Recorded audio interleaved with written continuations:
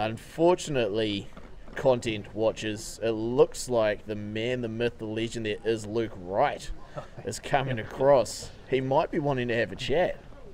I think I'll let you run this one there, Wizard.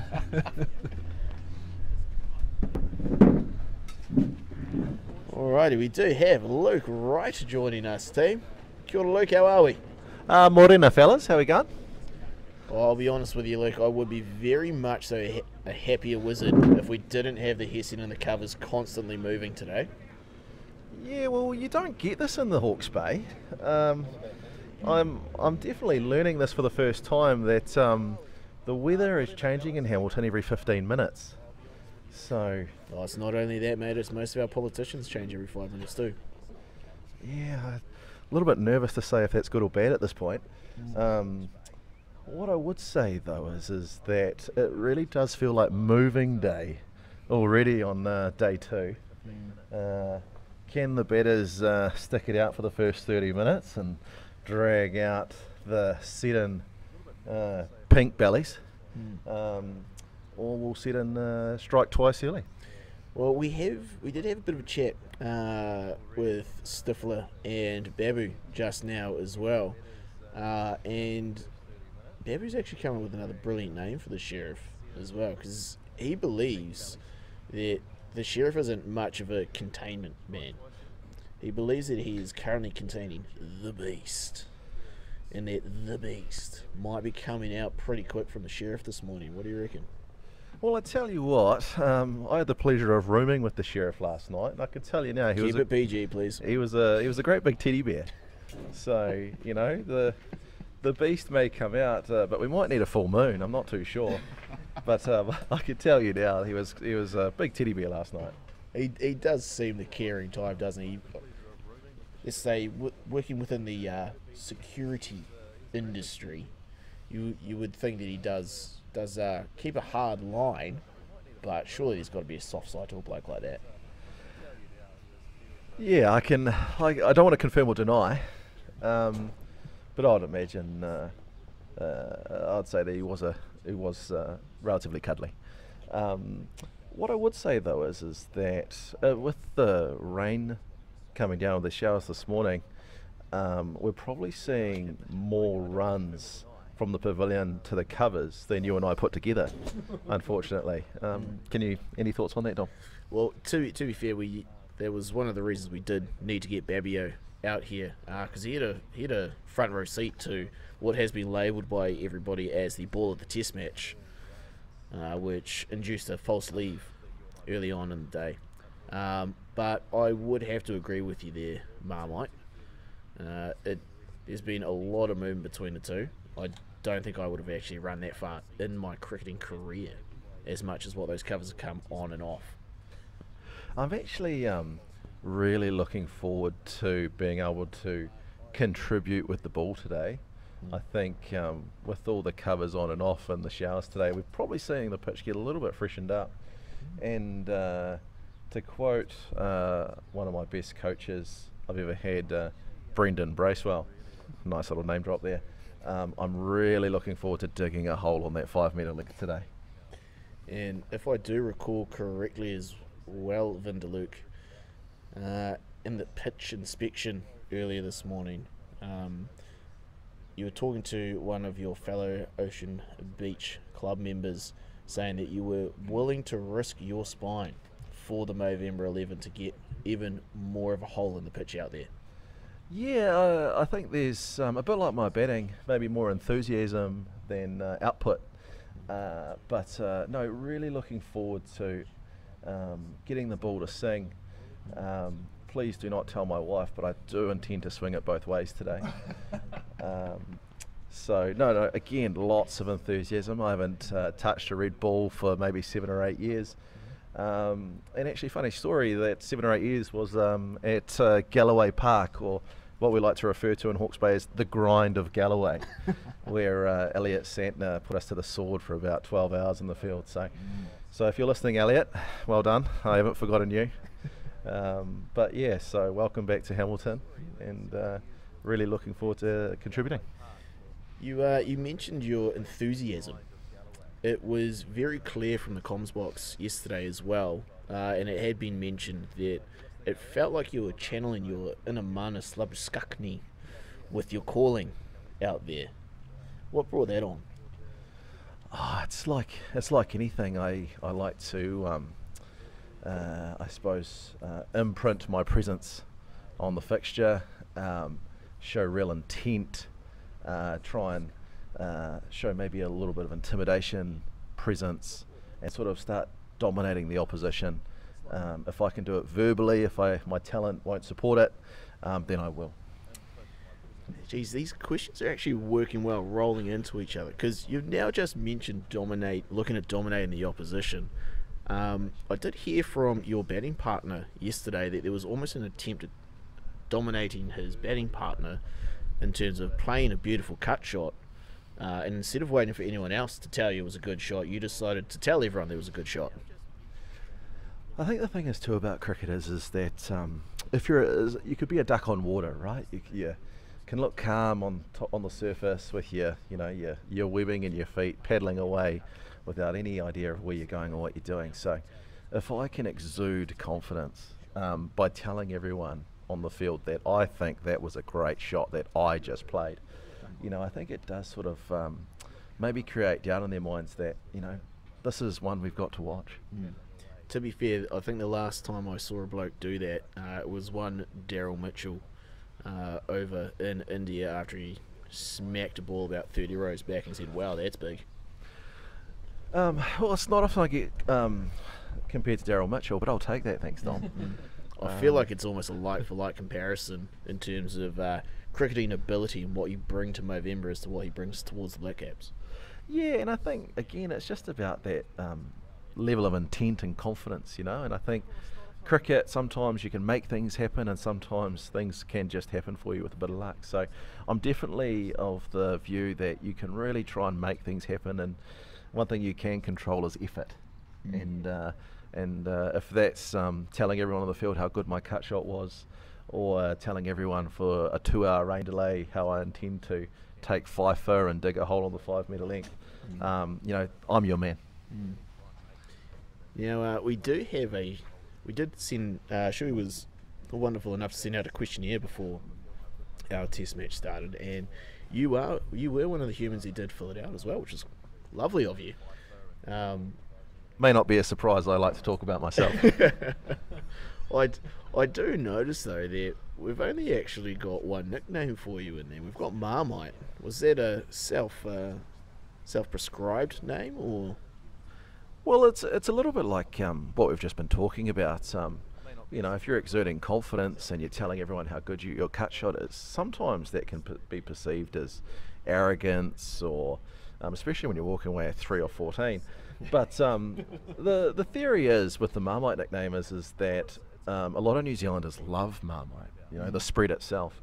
We did have Marmageddon, so I do see where you're going. Yeah, I'm one of those individuals. But I tell you what, there is a large proportion of New Zealanders that don't. And I think the theory behind the nickname is that I like Marmite. Depending on your experiences with me are, really, really positive. But there is a significant amount that feel the alternative way as well, that, maybe they don't, I haven't left the best impression. I do believe at the quiz night last night, some of Babio's contingent at his table were very surprised that he'd only known you a few hours, as you were basically acting as besties out there. Well, I think the thing is too is that I'm never backwards coming forwards, and I was asked to be a spotter for the auction.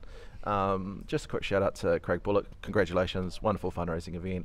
And thank you, Colin Shaw, for your donations and all the other sponsors. And taking my money. No problem, thank you. And being a spotter, I did, as we all know, for the viewers, Jacob Babu has reduced his BMI and body fat percentage by some considerable margin, and has impressed everybody with his dress code and his appearance this week. So I positioned myself with Babu's team, and told them that I was spotting beautiful people as I lay my hands on Babu's shoulders. So I think that was relatively well received by Babu's team. I think they were called the Quizzy Rascals. Not a bad name, that's a good shout. And we've got your home club is it Taradale, or do I roll that R? Taradale. Yeah, you're welcome to roll the R, but it's Taradale Cricket Club in Hawke's Bay. Been there since I started playing cricket. Home of Martin Crowe when he had a stint in Hawke's Bay.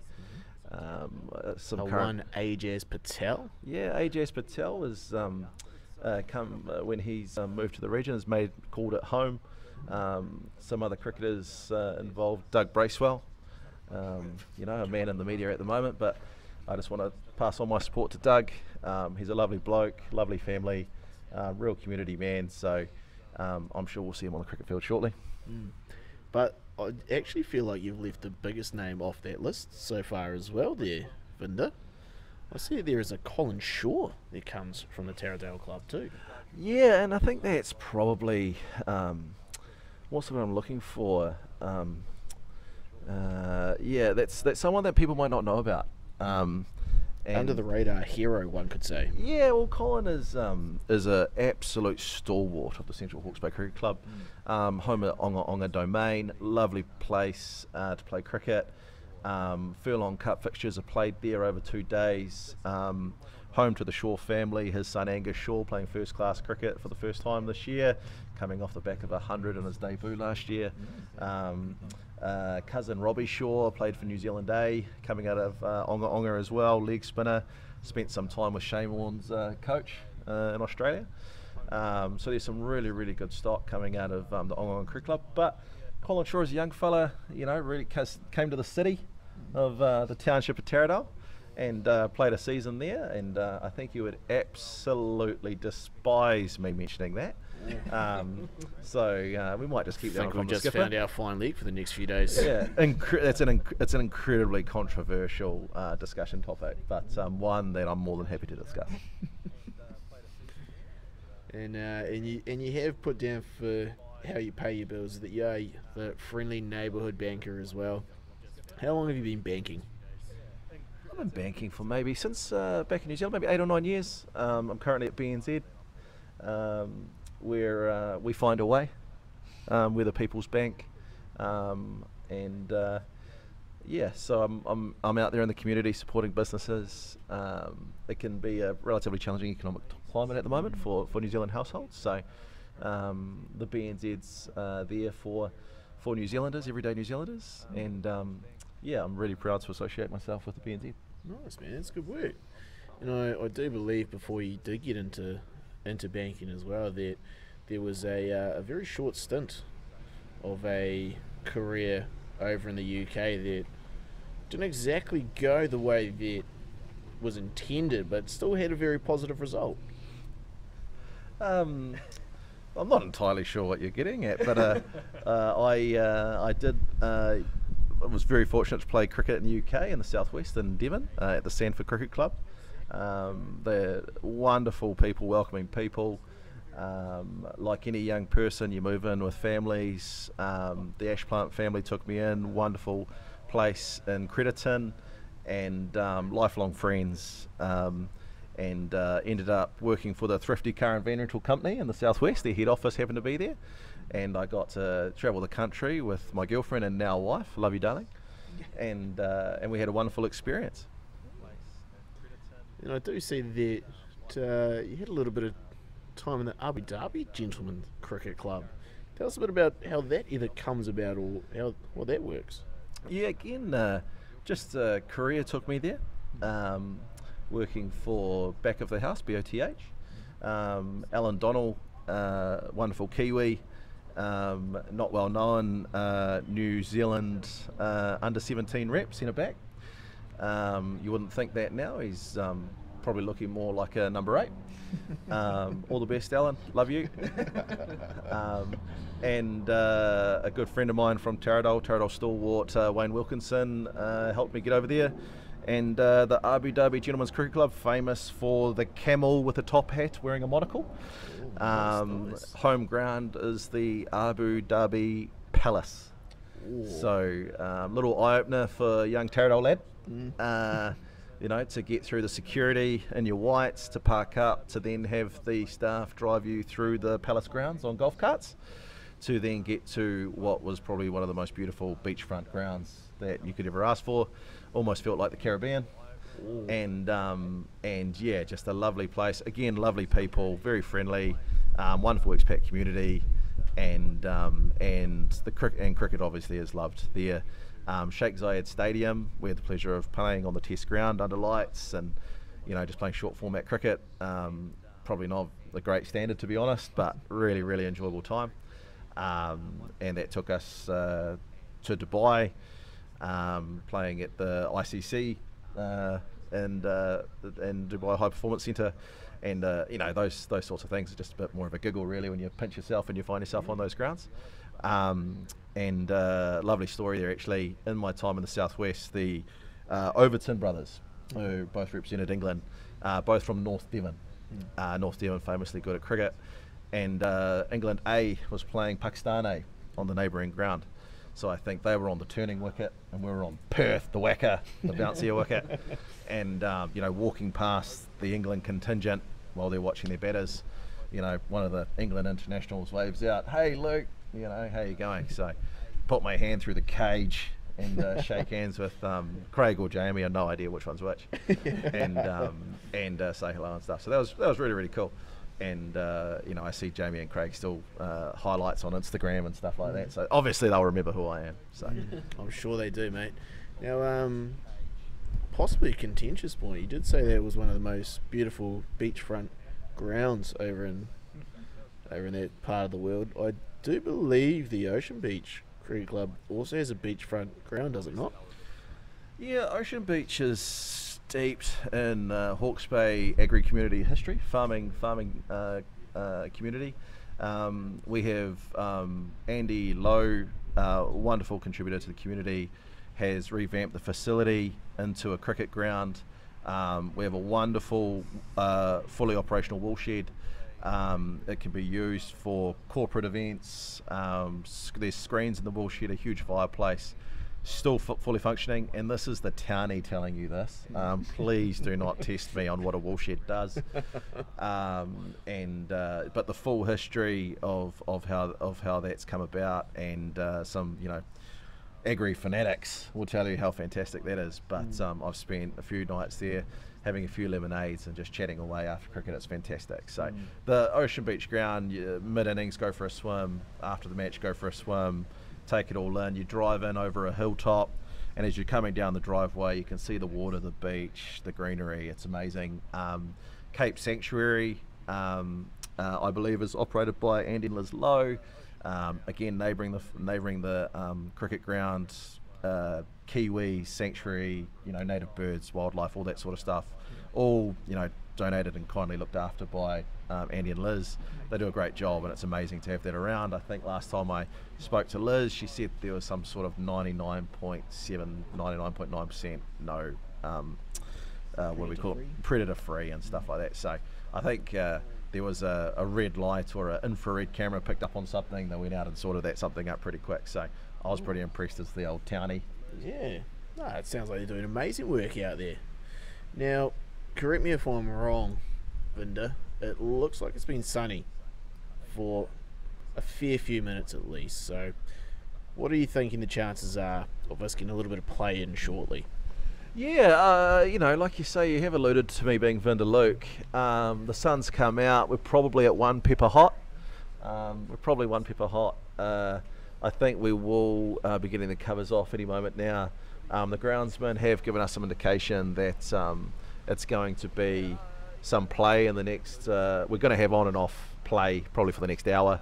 Yeah, I think we're going to get into it. Now, I'm going to apologise now, mate. It's a little bit of a setup coming through. But you have set yourself up for it. You have put as a good quality that you possess is that you can memorise any lines in a movie, but you cannot remember the wife's birthday. How often does that come up in chats with the wife? Yeah. I think fingers crossed she's long forgiven me for this.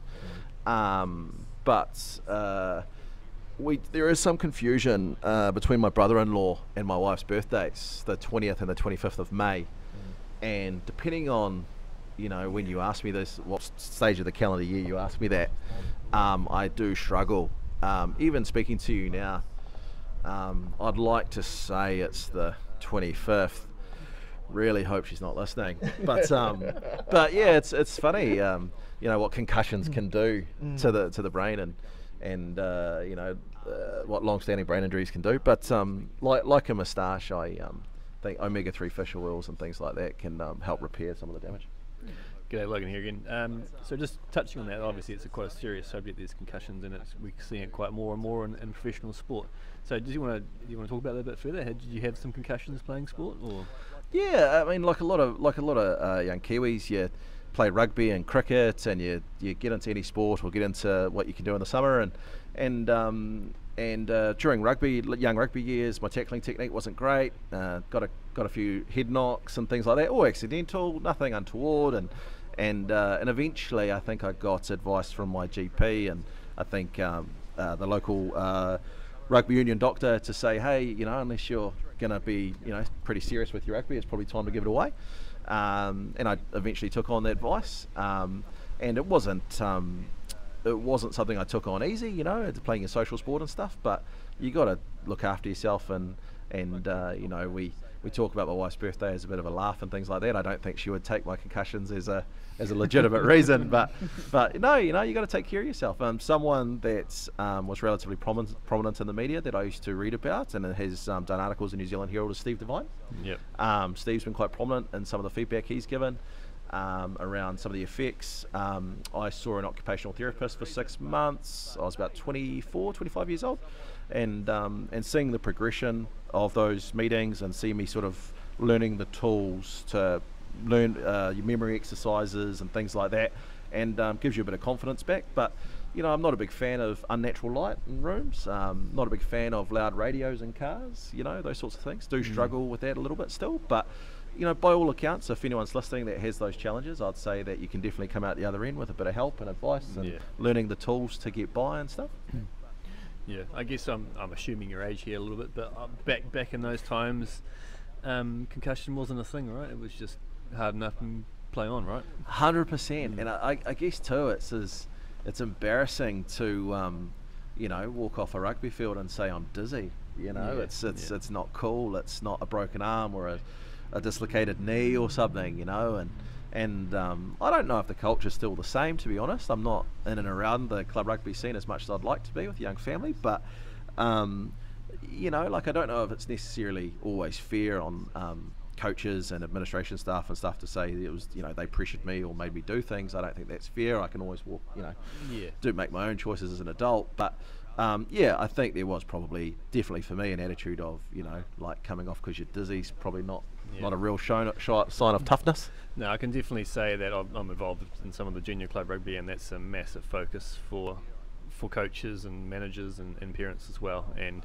it's quite highlighted and quite front of mind, and there's obviously certain protocols you go through. Even if you suspect someone's had a head knock, you just remove them from the field now. So that's a really good thing to come out of it, I think. You see it in international rugby. I saw it in the Australia fixture, I think, recently. I wasn't sure if it was against England, that the referee felt as though that there was an immediate issue, someone was unconscious, stopped the fixture, was playing advantage, said I'm no longer playing advantage. And I think having people's health at the forefront, again, we don't really know how serious it is, so I think it's good that we're really looking into that, blue cards, etc. Oh, we're getting a wave. Well, I tell you what, guys, I've just been waved in by the skipper. It's been really, really cool talking with you. I'm really, really grateful that we haven't started talking about me snoring during my wife's recent labour with our second beautiful child, Cecilia, who's now 5 months old. So I'm glad we never got to that. She was my wife Anna was pretty keen to get that in there actually. So we've got another 3.5 days. There's plenty of time to chat about that. Yeah. So hey, thanks very much for having me, guys. Talk to you soon. Awesome. Thanks, guys. We're going to take a quick break. We've been summoned in by Mr. Colin Shearer himself, skipper, so we better do what he says. Better get in there. So we'll be back shortly. Hopefully with some good news.